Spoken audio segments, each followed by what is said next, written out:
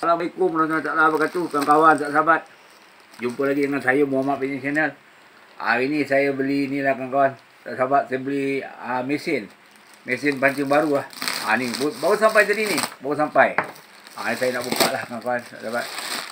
Itu hari saya mancing kolam, patah lah saya punya mesin, sebab pusing dia patah. Ni saya dah beli baru ni ha. Beli baru lah ni dia. Ini jenama dia, kawan-kawan. Jenama. Saya buka mesin baru lah, kawan-kawan. Hari ni.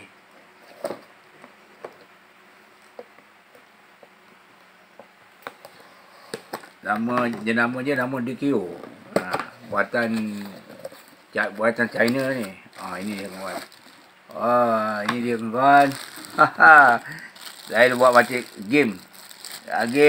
Game keli, kawan-kawan. Ni dia. Ni AC 7000. Dia kuat sikit. Ini kan macam tu. Ni bukan toman kawan Ini bukan toman ni. Ini saya buat mancing keli. Pertandingan keli. Itu hari saya punya yang mancing tu, yang baru-baru ni sebegini, dia punya ni patah. Mesin tu lama, terik ikan besar, patah kawan-kawan, sahabat, patah. Ni kawan-kawan Tengok. Itu dia kawan-kawan. Bau ngam. Ngam. Ini kau terik ikan 9 kilo ni okey ni. Tak ada masalah ni. Alhamdulillah kawan-kawan Itu kawan-kawan ini mesin baru sampai lah. Saya untuk buat ini untuk keli saja.